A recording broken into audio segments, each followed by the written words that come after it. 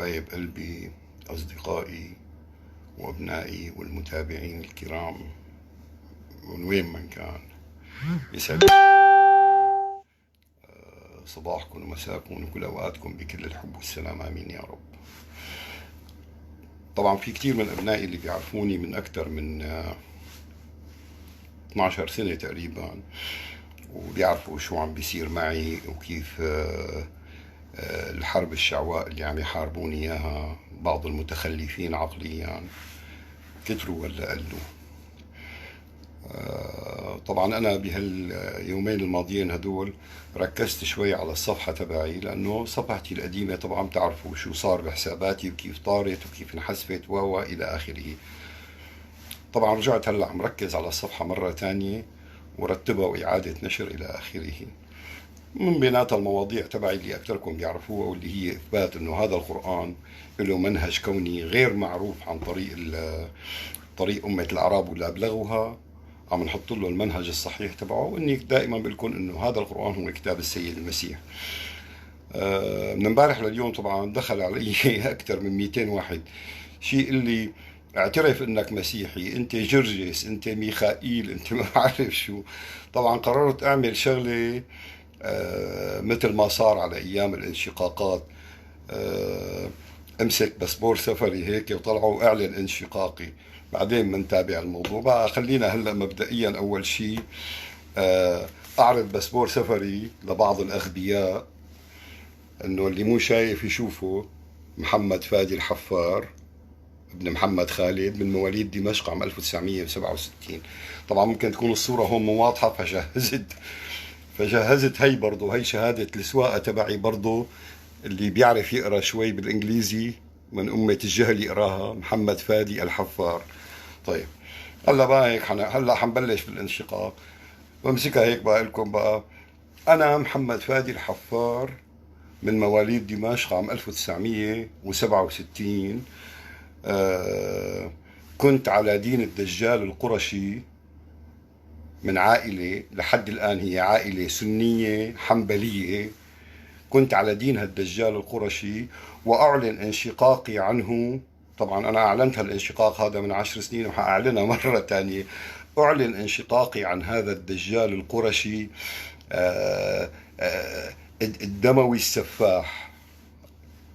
أنا حاليا مسيحي قرآني. الحمار اللي لسه بده يدخل يقول لي انت جرجس وانت ميخائيل، شو بتحب يعني ارجيك؟ روحك شايف على السجل المدني تبعي بدمشق وتعرف مين انا. اسمي محمد فادي الحفار. تمام، هي خلصنا من اعلان الانشقاق عن هذا السفاح السفيه، عدو السلام وعدو الانسانيه كلياتها.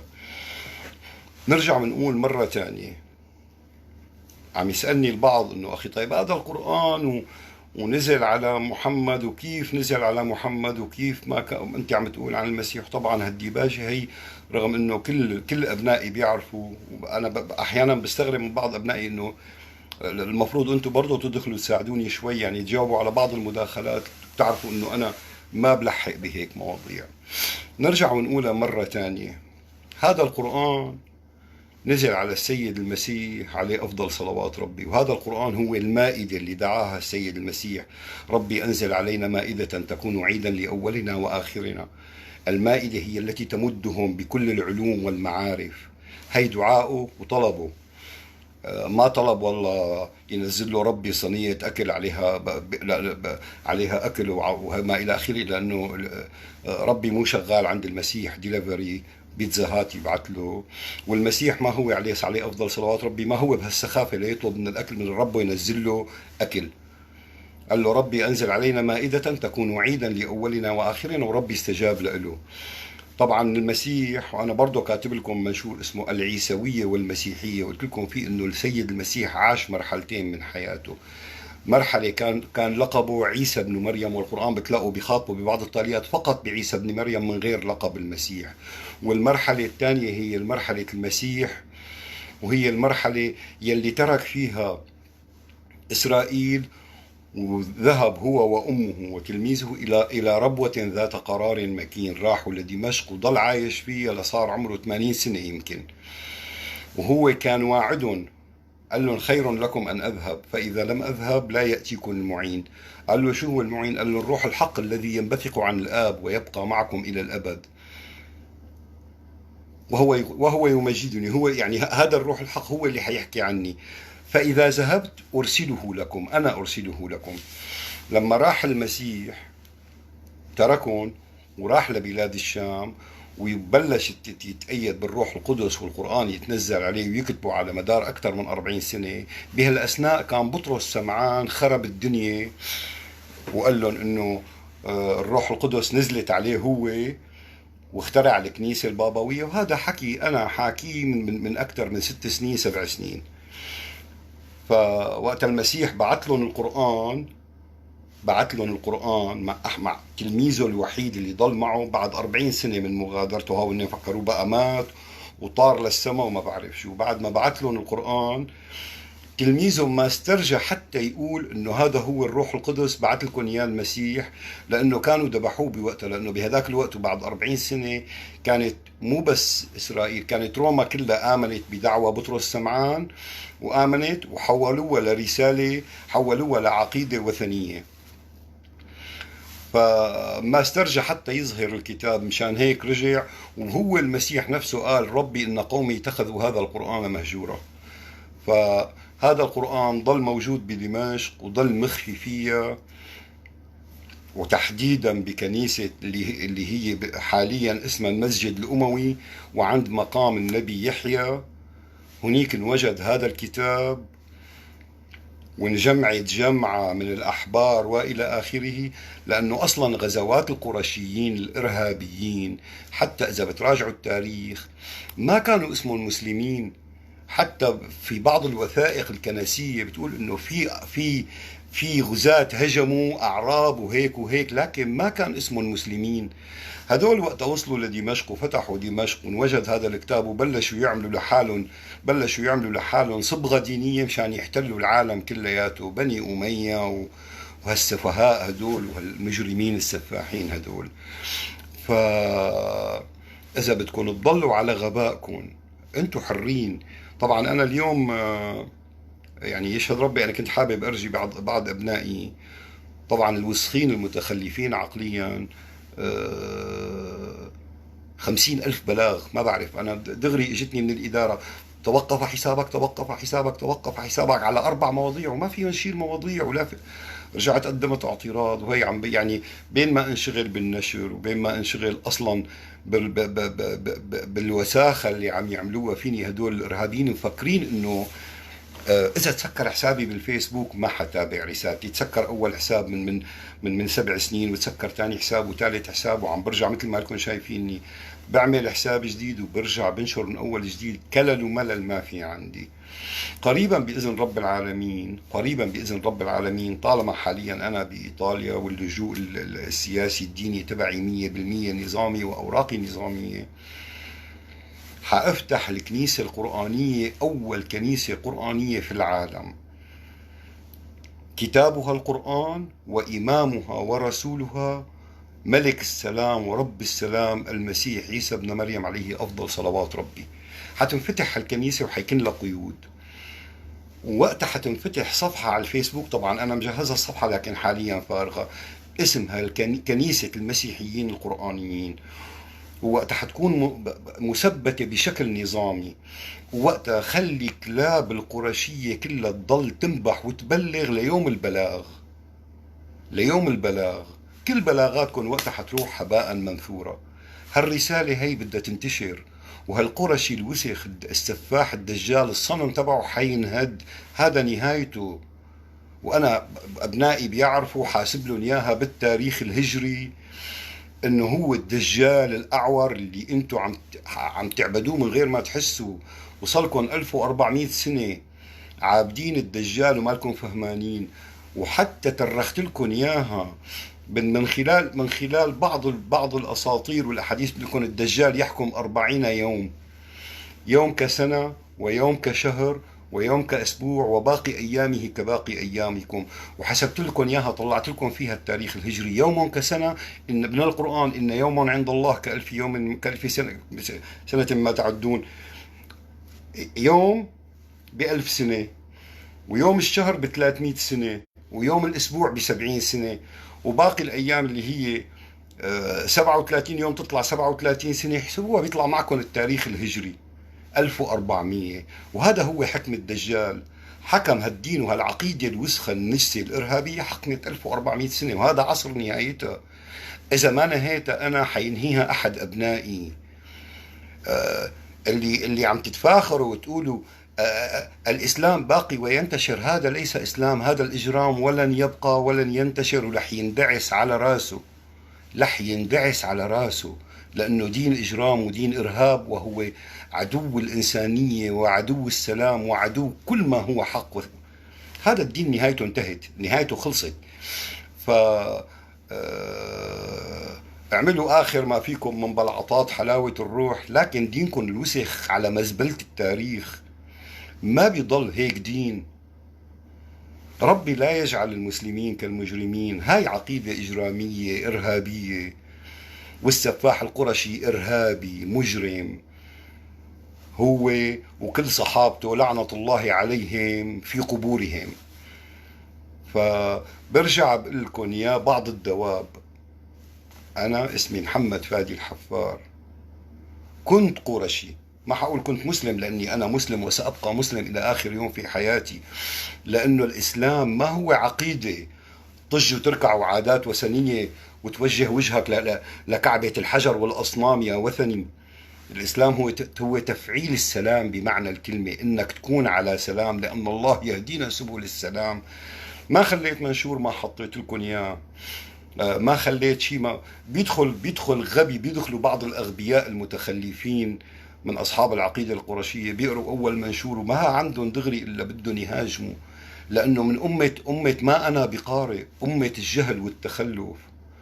اقروا كل المنشورات، بعدين ادخلوا ناقشوا، حاوروا مثل ما بدكم. بتحاوروا بقلة أدب لأنكم قليلين أدب، لأنه دينكم دين سفاهة ودين سفالة ودين نجاسة. ما حتتعلموا انكم تكونوا بني آدمين، حتضلوا دائما بيجي واحد بيتنطوط وديننا وكذا ونحن، واللي بيطلع لك واحد تاني القرآن أتى بالعلم كله. أتى بالعلم كله، وين جهلكم أنتم؟ لكن أنتم شو عملتوا؟ طبعا القرآن كتاب علم ونحن بنعرف كتاب علم وما بدنا بهايم مثلكم تقلنا، لكن أنتم وينكم؟ شو مكانكم من الإعراب؟ شو مكانكم من الإعراب؟ بديل الأمم، لا علم، لا تقدم، جهل، تخلف. أنا ما شفت حتى بيجي واحد بيقول لك أخي الإسلام كرم المرأة، وهي المرأة مدعوس على راسها، مباحة حقوقها مستباحة. وأسفه ما هنالك أنه بتدخل بعض الإناث بيدخلوا ليدافعوا عن العقيدة الوسخة. فهي العقيدة على نهايتها، على نهايتها، وربي يجعل نهايتها على إيدي. نحن رجال سلام، منبشر من خلال السلام. وقت منكون نحن وقت منحكي عن الإجرام بأنه مجرم، نحن لا نعادي السلام. أنا بالنسبة لي لا أسفك دماء، أنا ما بقرب على كائنات أممية، أنا ما بسفك دم. أنا مثلي هو بني آدم واحد ما دافع عن نفسه والثاني كان مجرم. هذا هو الإسلام وهذا هو الإجرام. وربي لا يجعل المسلمين كالمجرمين. ويجي واحد بيفكر لك انه والله القرشي لعنة الله عليه هو اللي اجى بالإسلام. لك فكروا شوي، الحواريين قالوا له للمسيح واشهد بأننا مسلمين. كل الأنبياء وصوا أبنائهم لا تموتوا إلا وأنتم مسلمين. إذا كان الإسلام هو الصلوات الحركية وصيامكم عن الأكل وتخبيصاتكم الوسخة هي، إذا كان هذا هو الإسلام واللي إجا فيه محمد على أساس، طيب كيف لكن كانوا اللي قبله مسلمين وشو كانت هي طقوس وإلى آخره؟ فهموا أنه كل واحد كان يوصي أبنائه لا تموتوا إلا وأنتم مسلمين في حالة سلام، لأنه الملائكة في الملأ الأعلى أكره شيء عند الملأ الأعلى هو سفك الدماء. دليل قالوا له لرب العالمين أتجعل فيها من يفسد فيها ويسفك الدماء ونحن نسبح بحمدك ونقدس لك. بيجي واحد بيقول لك أخي الدفاع ونحن عم ندافع عن حقنا، وأنا بدافع عن ابني، وأنا بدافع عن ما بعرف شيء. إذا أنت أصلا مآمن بالله يا غبي يا تافه، ومآمن إنه هالحياة هي رمشة عين يعني إذا أنا حعيش 70 سنة 80 سنة وبيجي بقارن هال70 سنة مع الخلود اللانهائي، هي طرفة عين كل الحياة. ما حسنت تتحمل طرفة عين بدون ما تكون سفاك دماء وتكون مؤمن بربك. بيجي واحد بيناقشني حمار حيوان ما مخه متخلف عقليا، بيقول لك أخي كيف ما تدافع عن ابنك؟ إذا المسيح ابن الله ليش الله ما دافع عنه؟ برجع بفهمه بقول له يا زكي يا فهمان، هي تجربة الحياة، نحن داخلين لتجربتها، وإنه نكون على سلام مسلمين، ما نكون مجرمين. ومثلنا ابني آدم وما بيفهم، بحط له كل الشغلات والدلائل القرآنية وبحكي كلياته من خلال القرآن وما بيفهم. أمي ما بدها تفهم، إن شاء الله عمرها ما تفهم. طيب ما بنخلص منهم ومن وساختهم ومن وساخة مداخلاتهم السفيهة، بيرجعوا ببلاغاتهم. هن متعودين، ما هي أمي بيجي بيقول لك نحن عم نحكي ولكم دينكم ولي دين، وهن بيتدخلوا بدينك وبيتدخلوا بكل شيء وبيفرضوا حالهم على كل شيء. حطينا لكم موضوع البقرة وحطيته كمثل. رسام رسم رسوم كاريكاتورية عن مجرم، طبعا من حقه، هذا مجرم اغتصب طفلة وما بعرف شو وتجوز 13 وحدة إلى آخره. إجا برسام رسم رسوم كاريكاتورية على حسب ما بفهموا عنه. إلا رسول الله إلا رسول الله. حطيت لكم موضوع البقرة، قلت لكم لو قاموا الهندوس عليكم، والهندوس عددهم قد عددكم على أضعاف، لو قاموا عليكم وقالوا لكم إلا البقرة، ما هي بالنسبة لهم إله، انتم بتسيئوا لكل العقائد لكل الاديان، واذا حدا قرب عليكم دغري بتبكوا الا رسول الله. ومين هذا رسول الله تبعكم؟ مجرم سفاح ارهابي مدمر للبشريه. هذا هو الاعور الدجال.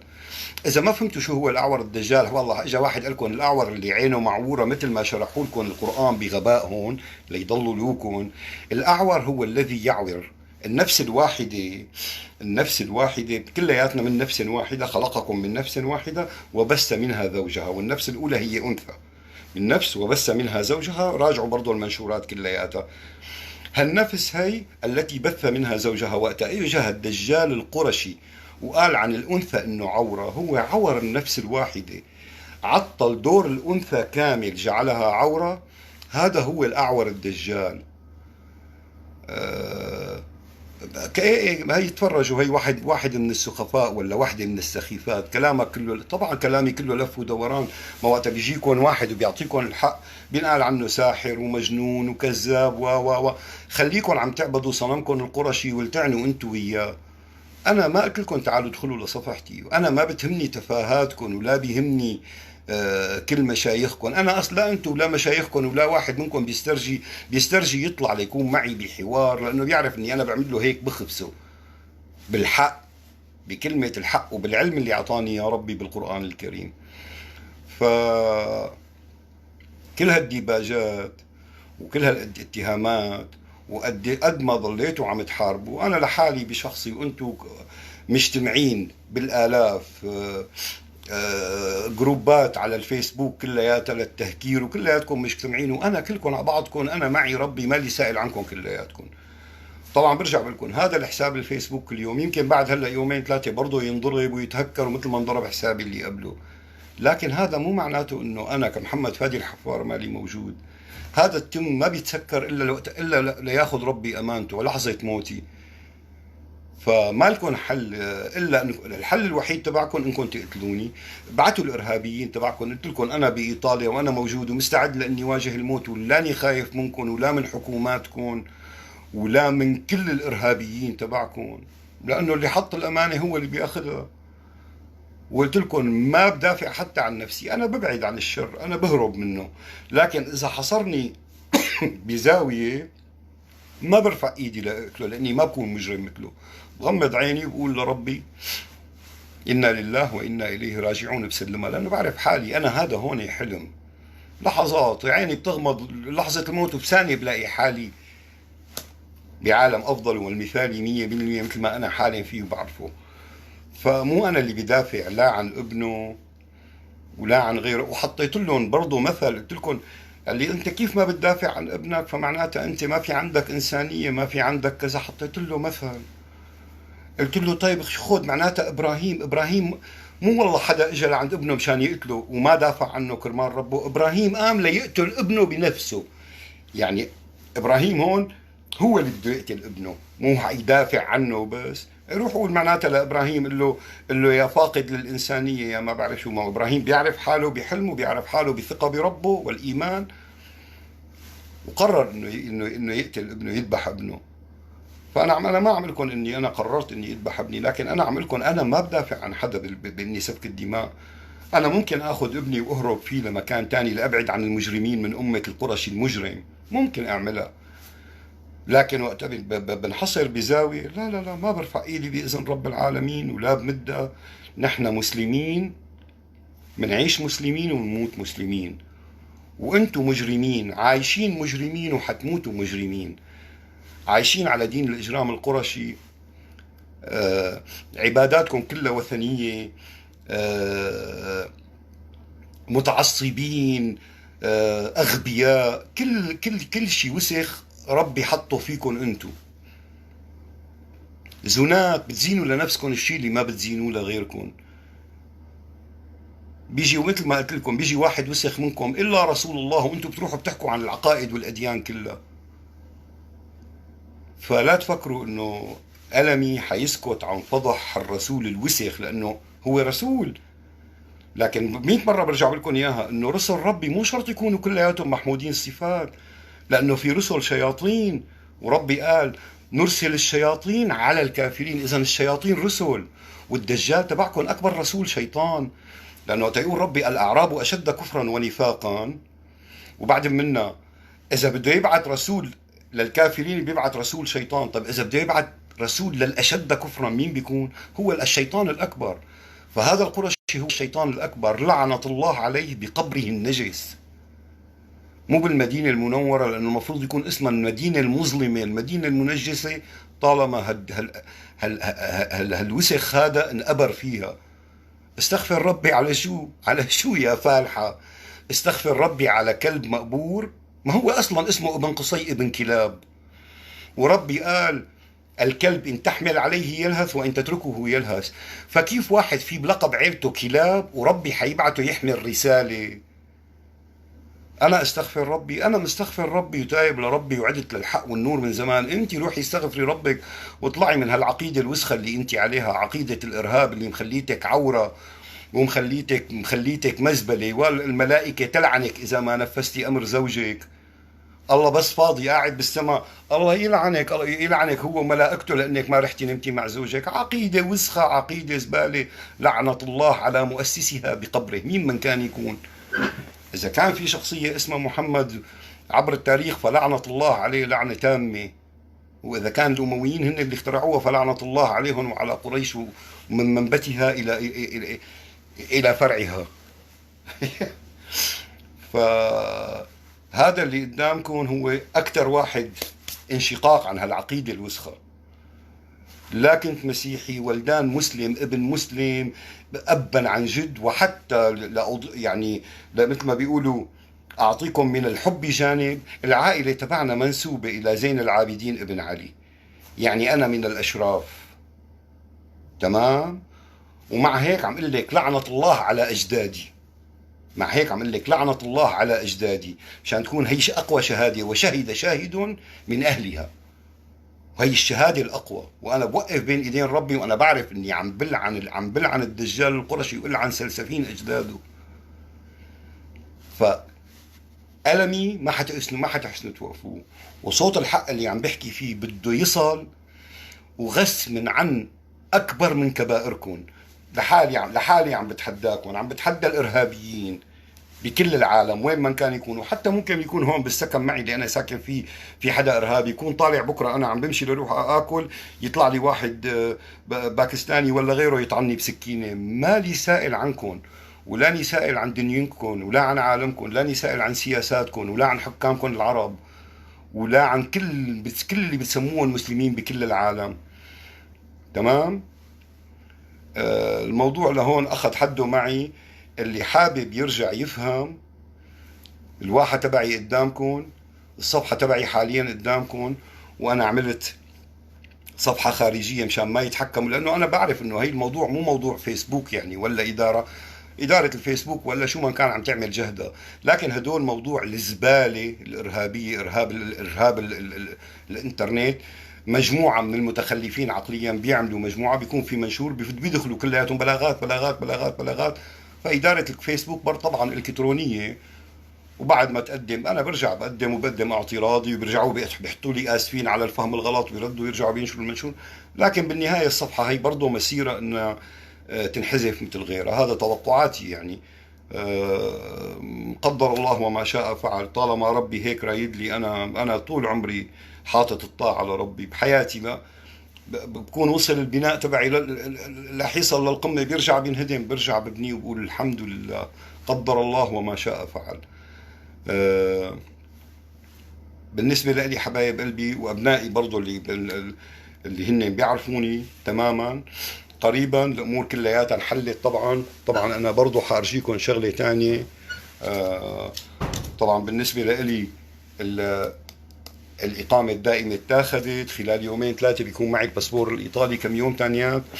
وأنا هون في محامي هلا عم يشتغل لي، وفي بعض الأشخاص بدون ذكر أسماء الداعمين للمشروع حينعمل وراء المنظمة مرة تانية على أصولها، تسجل بإيطاليا بحسابها البنكي وإلى آخره. والكنيسة القرآنية الأولى في العالم رح تنفتح، ورسالة للفاتيكان تم التراسل معهم. نحن مسيحيين، لكن نحن مسيحيين قرآنيين. نختلف مع الكنيسة العالمية كل الاختلاف. نحن بالنسبة لنا المسيح ما انصلب، لكن اللي انصلب إنسان عظيم جدا جدا جدا، ولعب دور تاريخي في حياة البشرية. كل هذا رح يتوضح، كل هذا رح ينشر. ووقت تكون عنا القيود الرسمية والأصول والعنوان، وعنا الكنيسة تبعنا، حينفتح مو بس موقعنا على الفيسبوك اللي يكون محصن من ضد البلاغات. مين ما بتبلغ بيقول له يعني زبالة، ما بيردوا علينا، لأنه حتكون محمية كمنظمة بعلامتها الخاصة. وقتها حتشوفوا النشر كيف حيكون، وحتشوفوا حرق الدم هالأنجاز كيف حتكون. وحيكون عنا موقعنا الرسمي برضه لإلنا، ما حنعتمد فقط على الفيسبوك. قريبا جدا في شغلات باليوتيوب رح تذهلكم، لانه انا وصلت لمرحله مثل ما بيقولوا خلص.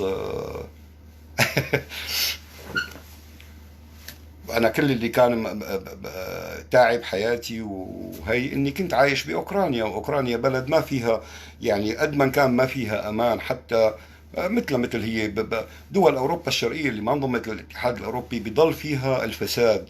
يعني الموت يأتيكم الموت ولو كنتم في بروج مشيدة، يعني حتى هون بإيطاليا بأي مكان ممكن يجيني الموت.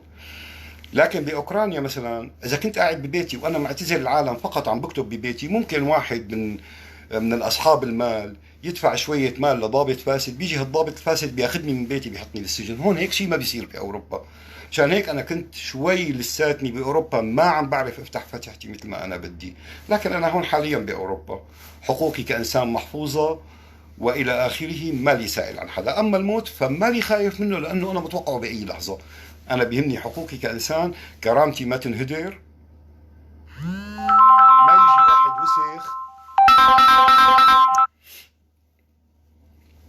ما يجي واحد وسخ، بماله يعمل لي الديباجات الى اخره. وعلى كل الاحوال حتى هذا ما عاد حاسب حسابه.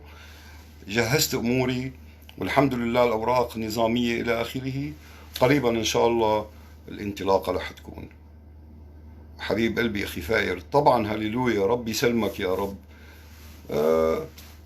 عم اقول لك لو بفتح لك هلا تشوف بعينك مو طبيعيه. انا امبارح يعني بعد ما حطيت منشورين حطيت راسي ونمت، فتحت اليوم الفيسبوك، لسه ما فتحته حسابي. تعرض حسابك للحظر، تك تك تك تك تك، 6 مواضيع، مو موضوع، عم يدخلوا يبلغوا على حي الله مواضيع.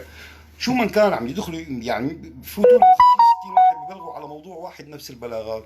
طبعا انا برجع بعثت اعتراضات، رجعوا بعثوا لي اعتذار الفيسبوك، وردوا رجعوا نزلوا المنشور ونزلوا المنشور الثاني.